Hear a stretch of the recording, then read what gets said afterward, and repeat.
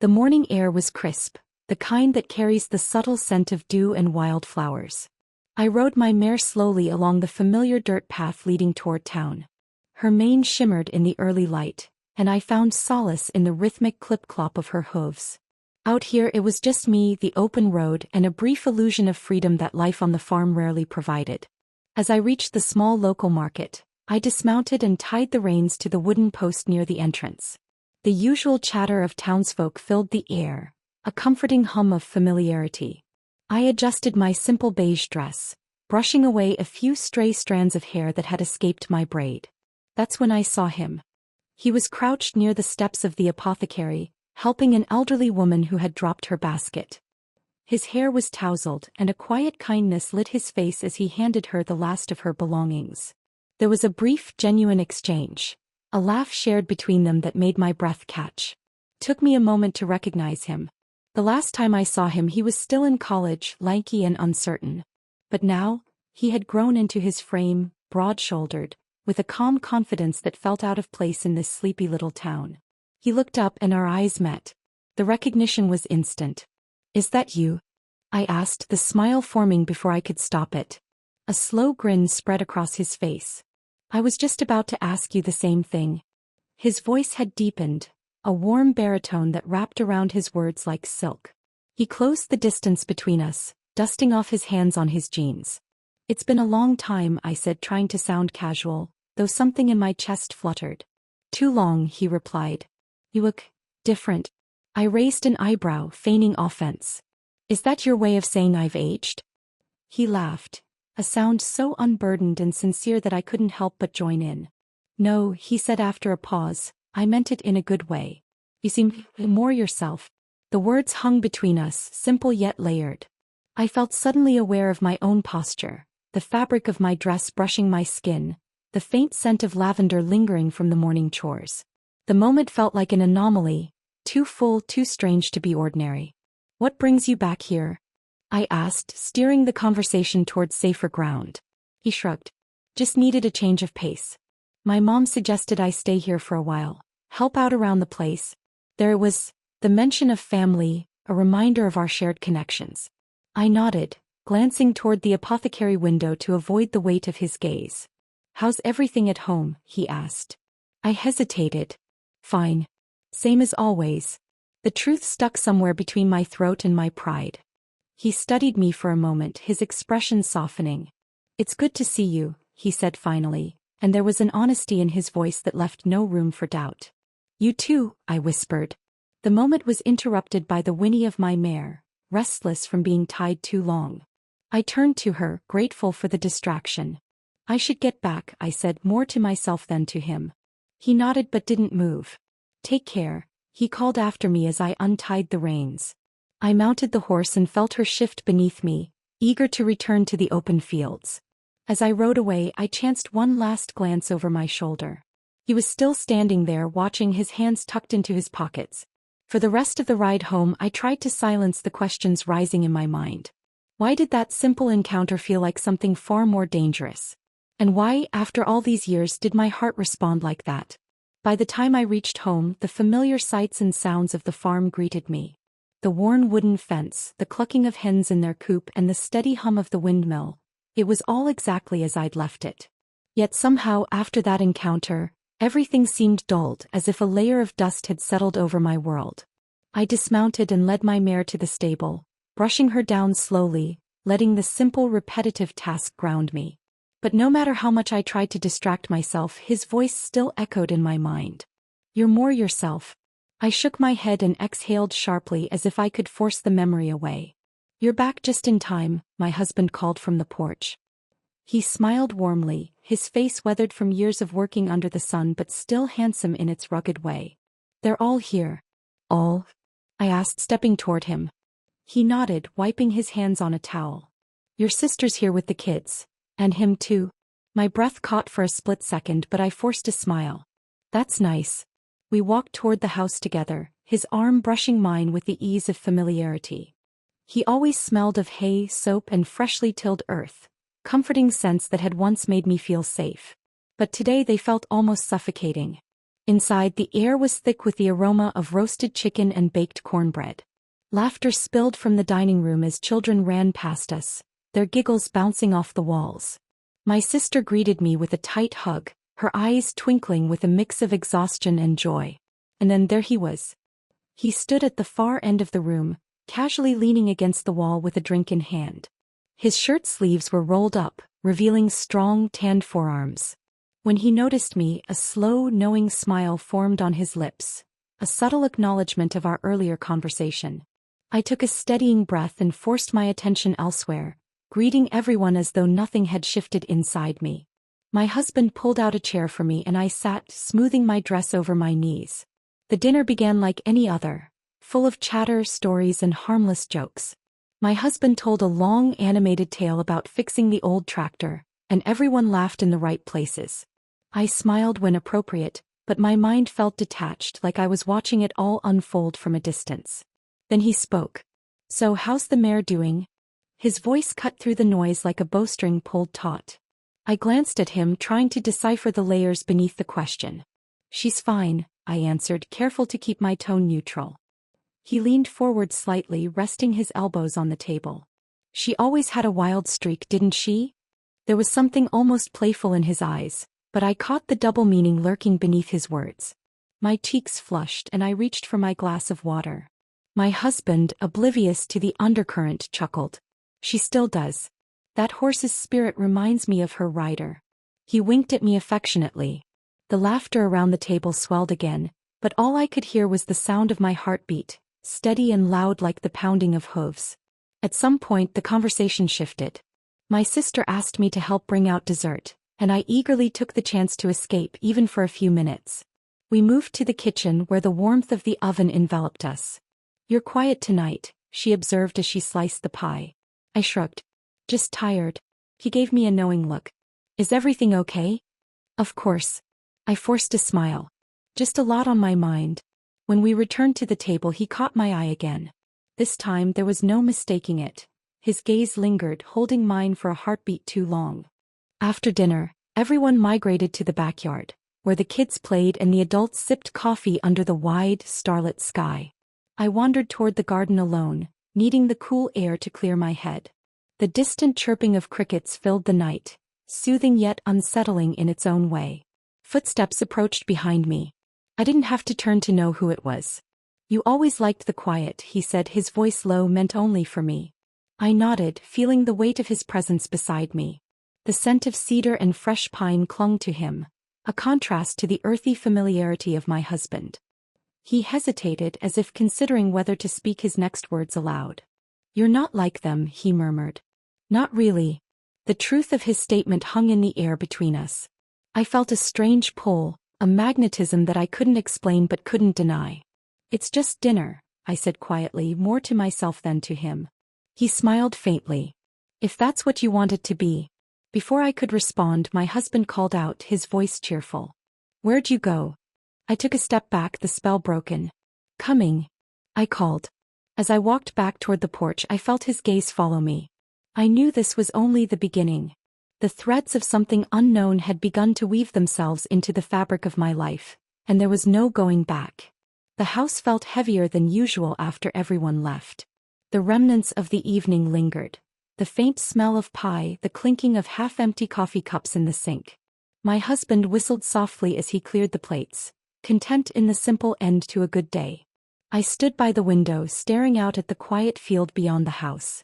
The moon cast its pale glow over the land, and the shadows of trees swayed gently in the breeze. But my mind was somewhere else, still in the garden where his voice had cut through the silence like a blade. "You're not like them." "Not really." Those words played over and over in my mind, like a haunting refrain. "You all right?" My husband's voice broke my thoughts. I turned and forced a small smile. "Just tired." He crossed the room, wrapped his arms around me and kissed the top of my head. His touch was familiar, comforting. But as I leaned into him, I realized something that made my chest tighten. His embrace felt like home, and I wasn't sure if that was enough anymore. "Come to bed soon," he murmured before heading down the hall. I stayed behind, staring at the empty room. The weight of my emotions settled over me like a thick blanket. I wasn't unhappy, not really. But there was something restless, something raw that I couldn't name. And tonight I had come face to face with it. The soft ping of my phone on the counter broke the stillness. I hesitated before picking it up. It was a message from him. Couldn't sleep. Just thinking about how strange tonight felt. You? I stared at the screen, my heart thudding in my chest. My fingers hovered over the keyboard, torn between instinct and reason. Finally I typed. Same. His reply came almost instantly. Meet me tomorrow? The simplicity of the question sent a shiver down my spine. I locked the screen and pressed the phone against my chest, as if trying to still the storm brewing inside me. I should have ignored it. I knew that. But instead I thought about the way he'd looked at me, like I was something he'd been waiting for. I sighed, rubbing my temples before making my way to the bedroom. My husband was already asleep, his breathing slow and steady. The soft rise and fall of his chest was so ordinary, so unremarkable, and yet it was my life. I climbed into bed beside him, careful not to disturb the peace of his dreams. But sleep didn't come easily to me. I stared at the ceiling, listening to the quiet creak of the old house, the hum of the night outside. And in the dark, the truth settled over me like a confession whispered to the stars. It wasn't enough. The dawn broke soft and pink, the horizon painted in delicate hues of gold and lavender. I stood by the window with a cup of coffee, the warmth of it seeping through my fingers. The world outside stirred awake, but I still felt trapped in a restless haze. When my husband kissed my cheek on his way out to tend the horses, I barely registered it. My mind was already elsewhere. The message. His question. I set the cup down, grabbed my jacket and stepped out onto the porch. The morning air was cool and carried the earthy scent of dew and wild grass. I didn't think. I couldn't. We met in the clearing just beyond the riverbank where the old oak tree bent low, its branches dipping into the water. He was already there, leaning against the trunk, arms crossed casually. The sunlight filtered through the leaves, casting dappled shadows across his face. For a moment we just stood there, neither of us saying anything. The air between us was heavy with unspoken things. You came, he finally said. I nodded, though my legs felt shaky. I shouldn't have. But you did. There was no judgment in his voice, only quiet certainty. He took a step forward, closing the space between us. I could see the faint stubble on his jaw, the way his eyes softened when they met mine. Why are you here? He asked gently. I swallowed hard. I don't know. It was the most honest thing I'd said in weeks. He reached out slowly, brushing a loose strand of hair from my face. The touch was so tender it made my breath hitch. You're not happy, are you? His voice was low, almost a whisper. Tears stung at the corners of my eyes. Not because of him, but because he was right. And I hated that he saw it so clearly when I'd spent so long pretending otherwise. I don't know what I am, I admitted, my voice trembling. His hand lingered for just a moment longer before he let it fall away. You deserve to feel alive. The words sent a shiver through me, like the first rush of cold water on a sweltering day. We stood there in that fragile, stolen moment, the world around us distant and unimportant. But the weight of what I felt was undeniable. I should go, I whispered, though every part of me wanted to stay. He nodded but didn't step back. I won't ask you to do anything you don't want to do. It wasn't an invitation. It was a release. As I turned and walked away, the ache in my chest deepened. Each step felt like a betrayal, not of my husband but of the part of me that longed to stay beneath that tree forever. The rest of the day passed in a blur.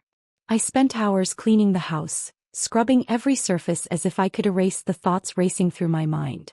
But no matter how hard I tried, I couldn't scrub away the memory of his touch, the gentle way his fingers brushed my cheek, the quiet truth in his eyes. By late afternoon I was drained. The kitchen smelled faintly of lemon cleaner, and the sunlight poured in through the windows in soft, golden beams. I sank into the chair by the dining table, letting my hands rest in my lap. I heard the front door creak open and my husband's familiar footsteps crossed the threshold. He set his hat on the hook and smiled when he saw me. Everything all right? He asked, his voice carrying that simple, earnest concern I'd come to rely on. I forced a nod. Just tired. He walked over, kissed my temple and then sat across from me. You've been quiet lately, he observed. I stared at the table, tracing an invisible line along the grain of the wood. I guess I've just been thinking. About what? He tilted his head slightly, his curiosity genuine. Life, I said vaguely, offering a small, tired smile. What else? He reached for my hand, covering it with his own. His touch was warm and familiar, but it didn't stir anything inside me, not the way it used to. Not the way he had. Hey, he said softly, his thumb brushing my knuckles. You know I'm here, right? For whatever's on your mind. I nodded, but the words felt hollow in my chest. He meant well, he always did, but there was a distance between us now, an invisible wall that neither of us seemed able to cross. By the time the sun began to set, I felt like a shadow of myself. I stepped out onto the porch, hoping the cool air would clear my mind. The sky was painted in streaks of amber and pink, the fields stretching endlessly toward the horizon. I pulled my cardigan tighter around me and watched as the horses wandered lazily in the pasture. They moved with such ease, so unaware of the turmoil unraveling inside me. The soft buzz of my phone snapped me out of my thoughts. I hesitated before checking the screen. It was him. Can we talk? My heart leapt and sank at the same time. The rational part of me knew I should ignore it. Let this end before it spiraled any further. But another part of me, the restless and reckless part, wanted to hear his voice again. I tapped out a quick reply. Where? We met at a small cafe in town, one of those unassuming places where nobody pays much attention. The smell of freshly brewed coffee and baked pastries filled the air. He was already seated at a table near the window, his hands wrapped around a cup of coffee. When I walked in, he looked up and for a brief moment, everything else disappeared. I wasn't sure you'd come, he admitted as I slid into the seat across from him. Neither was I replied honestly. There was a pause, long enough for the weight of the unspoken things between us to settle. You don't have to say anything, he began, his voice steady but soft. But I need you to know something. I folded my hands in my lap, bracing myself. I've felt this way, for longer than I should admit, he said, his gaze unwavering. But I don't want to make your life harder. I just couldn't pretend anymore. My throat tightened. His words were like a slow unraveling of something I'd tried so hard to keep bound. I didn't come here for this, I whispered. I came here because I thought. I don't know what I thought. He leaned forward slightly, his eyes searching mine. Then why did you come? I looked away, my eyes landing on the condensation forming on the side of my glass. Because I feel it too, I confessed, my voice barely audible. The relief in his expression was palpable, but it was tempered by something else. Restraint, maybe even guilt. We sat there in silence, the hum of the cafe around us like white noise. When I finally looked up, he reached across the table, his fingertips brushing mine, an unspoken promise of something neither of us could name. By the time I returned home, the sky had darkened into deep indigo, and the stars blinked faintly overhead. The house was quiet, the windows glowing softly with warm light. My husband was still out in the barn, finishing up the evening chores. I stepped inside, closing the door behind me, and leaned against it for a moment. The weight of the day pressed down on me, heavy and relentless. I wasn't sure how long I could keep living between two worlds, one safe and familiar, the other wild and uncertain. But the line between them was beginning to blur, and I was terrified of what that meant. Everything started innocently enough. My husband had asked me to look after his nephew while he was caught up with work. He arrived that evening, a little later than expected, with a bag slung over one shoulder and that familiar smile that seemed equal parts charming and awkward. It's been a while, I said as he stepped inside. Too long, he replied, brushing a hand through his hair. Hope I'm not intruding. Of course not. I waved it off with a smile, though my chest tightened in a way I hadn't expected. He set his things down in the living room, glancing around the house. It hasn't changed much. Neither have you, I said without thinking, and when his eyes met mine, I felt a warmth rise in my cheeks. I quickly turned away, motioning toward the kitchen. Are you hungry? Dinner was simple: roasted vegetables, cornbread, and a bottle of chilled cider. We talked about small things, how his classes were going, stories about the town he'd moved to, the latest gossip about our neighbors. The air felt light, almost carefree. After we'd cleared the table, I offered him tea, but instead he smiled and said, "How about a game?" A game? I raised an eyebrow. He gestured toward the old shelf near the fireplace, where we kept a collection of board games that hadn't seen the light of day in years. Why not? He said, grinning. Unless you're afraid of losing? I laughed, shaking my head. You're on. We set up the first game, a simple strategy one that we both barely remembered how to play. The rules came back to us in pieces as we went along, leading to playful bickering and lots of laughter. The first game ended quickly. He won by a narrow margin and looked way too proud of himself. Beginner's luck, I teased, resetting the pieces. The second round was mine. And then the third. And the fourth. By the time we reached the fifth, we weren't just playing a game.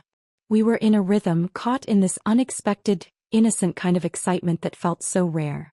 I remember the way the clock hand ticked past midnight, unnoticed until much later. Time slipped past us as if it had been waiting for this moment too. It wasn't about winning or losing anymore. It was about something else entirely. With every win and loss, our banter grew lighter, more comfortable. His smile was so genuine, so open. I couldn't help but admire how easily he seemed to exist in the moment, without the weight of expectations or responsibilities dragging him down. Hours later, I leaned back in my chair, exhausted but exhilarated. The soft glow of the kitchen lamp made the room feel smaller, warmer. I think you're better at this than you let on, I said, stretching my arms over my head. He shrugged, feigning modesty. You bring out the competitor in me. We both laughed again, and for the first time in what felt like forever, the sound of my own laughter felt real, untouched by duty or restraint. The door creaked open just then, and my husband stepped in, brushing the chill of the early morning off his coat. He paused when he saw us at the table, the game still spread out between us, the remnants of laughter still lingering in the air. Still up? He asked, a smile tugging at his lips as he set his hat down. What's going on here? I glanced at the board, the pieces scattered across it, and then back at my husband's curious but relaxed face. Just a game, I said, my voice light. He stepped closer, ruffling the nephew's hair. Looks like someone's been keeping you entertained. The boy smiled, leaning back in his chair. She's a lot tougher than she looks. My husband chuckled, pouring himself a glass of water. You think she's competitive at board games? You should see her when she's writing. His words were affectionate, and his eyes shone with that familiar warmth. For a fleeting second, I felt a pang of guilt for how easily the evening had carried me away. Away from him, away from everything I was supposed to be. But when I looked at my nephew's contented face, I felt something else.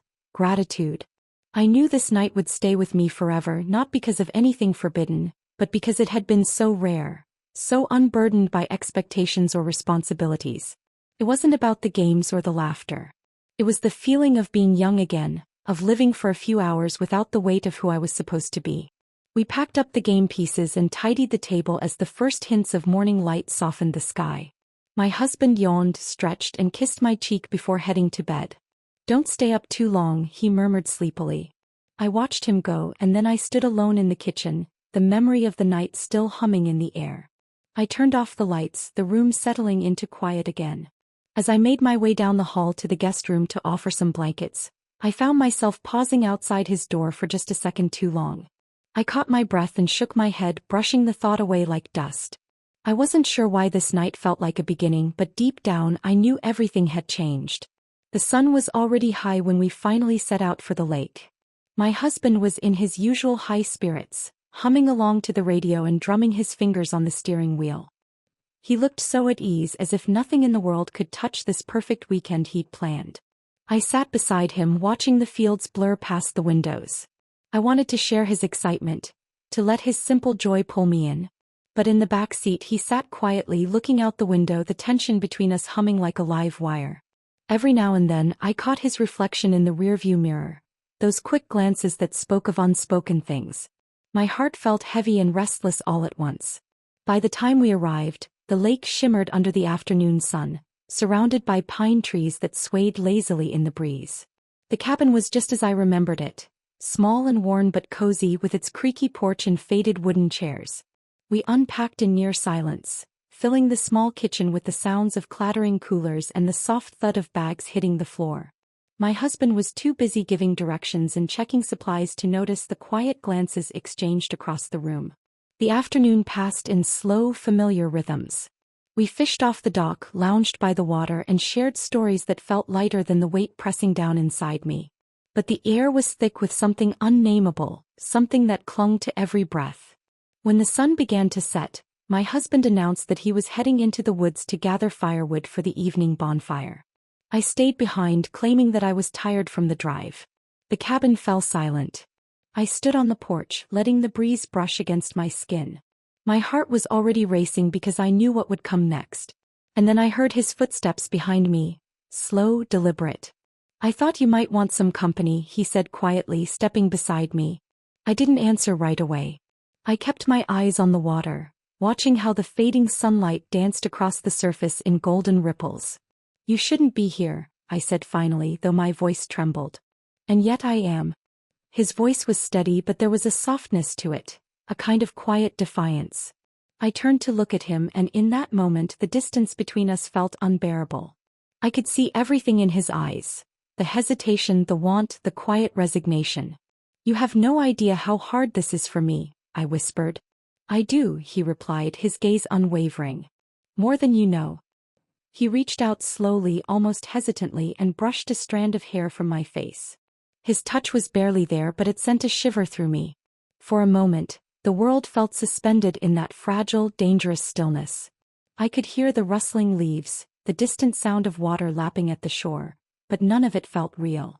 "You deserve to feel alive," he said, his voice barely above a whisper. The words wrapped around me like a confession. They echoed something I'd tried to bury for so long, that quiet, desperate longing for something more than routine, more than safety. I took a step back, but he didn't follow. "I won't make you choose," he said softly. "But I can't pretend I don't feel this." I closed my eyes for a second, willing myself to breathe. When I opened them again, I saw my husband emerging from the woods, carrying a bundle of firewood. He waved at us cheerfully, completely unaware of the weight of what had just passed between us. I waved back, forcing a smile that felt hollow. The moment shattered like glass, its sharp edges cutting into everything I thought I knew. That night, as the fire crackled and the flames painted shadows across the trees, I sat beside my husband, his arm draped around my shoulders. He laughed easily, tossing sticks into the fire and talking about plans for the next day. But I felt untethered, like a kite caught in the wind, trying desperately not to break free. When I glanced across the fire, his eyes found mine. The same silent question lingered there, pressing against my chest. How long could we keep pretending? The morning came softly, the sky washed in pale hues of lavender and blue. Birds sang in the distance, their cheerful calls at odds with the heavy quiet inside me. I sat on the porch with my coffee, watching the mist rise off the surface of the lake. I'd barely slept. My dreams had been restless, tangled in fragments of what was said and what was left unsaid. When the door behind me creaked open, I didn't need to turn to know who it was. "You're up early," my husband said, stepping outside and rubbing his eyes. "Couldn't sleep," I replied, forcing a smile. He kissed the top of my head and settled into the chair next to mine. We sat there in companionable silence, the kind that usually felt comforting but now felt fragile. "I was thinking we could take the boat out later," he said, breaking the quiet. "Get out on the water, maybe catch some fish." I nodded absently, though my heart felt like it was sinking. I didn't trust myself in such close quarters. Not today. The door creaked open again and he stepped outside. His hair was still slightly messy from sleep and he looked younger, softer somehow. He offered a polite good morning and stretched as if nothing between us had ever been complicated. My husband smiled and waved him over. "You're just in time, we were planning a little trip out on the water." His eyes flicked to mine briefly before he nodded. "Sounds good." The day passed in a strange haze of normalcy. We packed a cooler with sandwiches and drinks, loaded the small rowboat and set out onto the lake. The water was calm, reflecting the sky like a sheet of glass. The oars cut through it smoothly as my husband rowed us further out, joking about how the fish wouldn't stand a chance today. But I wasn't listening. Every breath felt heavier, weighed down by everything I couldn't say. When we reached the middle of the lake, my husband handed the oars to him and pulled out the fishing lines. They chatted easily while I sat at the edge, my hand trailing through the water. The coolness felt sharp against my skin, grounding me in the moment. Then my husband said something that made my heart stop. "You know," he began, "she used to spend every morning down by this lake with her horse. I've never met anyone who looked so free." He turned to me with a soft smile. "You remember, don't you?" I nodded, though my throat felt tight. He laughed, shaking his head. "I don't know why you ever stopped." The silence that followed felt deafening. I felt his gaze on me, the unspoken understanding between us pressing down harder than ever. I thought about everything I'd given up, everything I'd traded for stability, for safety. The boat rocked gently as I shifted. "I think I'm going to swim," I said suddenly. Both of them turned to me in surprise. "You're serious?" my husband asked, chuckling. "It's cold." I shrugged, already slipping out of my shoes. "I don't care." Before he could protest, I stood and jumped in. The shock of the cold water stole my breath, but in a strange way it was exactly what I needed. I broke the surface, gasping and laughing all at once. "Crazy," my husband muttered with a grin as he leaned over the edge to watch me. But it wasn't madness. It was clarity. I floated on my back, staring up at the sky as the water cradled me. I knew they were both watching me from the boat. One with love, the other with something far more dangerous. I let myself drift for a moment longer before swimming back to the boat. My husband extended his hand to help me in and I grabbed it, but I didn't pull myself up right away. I looked at him, really looked at him, and for the first time I saw him not just as the man I'd married, but as someone I'd grown apart from without even noticing. When I climbed back in, I shivered, wrapping the towel around my shoulders. My husband was laughing, shaking his head at my impulsiveness. But I caught the quiet worry in his eyes when he thought I wasn't looking. That evening, as the sun set over the lake, painting the sky in brilliant oranges and purples, we sat around the fire again. My husband toasted marshmallows, cheerfully poking at the flames. He talked about the future, about fixing up the barn and adding a new fence. But I felt suspended between two lives. One I'd built with my own hands and another I'd barely allowed myself to imagine. He sat across from me, his face half lit by the firelight. Our eyes met once more, and in that instant I knew there would always be a choice hanging between us like a shadow. When it was time to go inside, I lingered by the fire, watching the embers flicker and fade. My husband kissed my cheek before heading to bed, unaware that I'd already made my decision, not in words but in the quiet of my heart. I wasn't going to shatter what I had, but part of me would always belong to something else. Something wild, something I'd touched for only a moment and couldn't forget. And as the fire died down, I closed my eyes and listened to the soft, steady song of the lake, letting it carry away everything I couldn't say.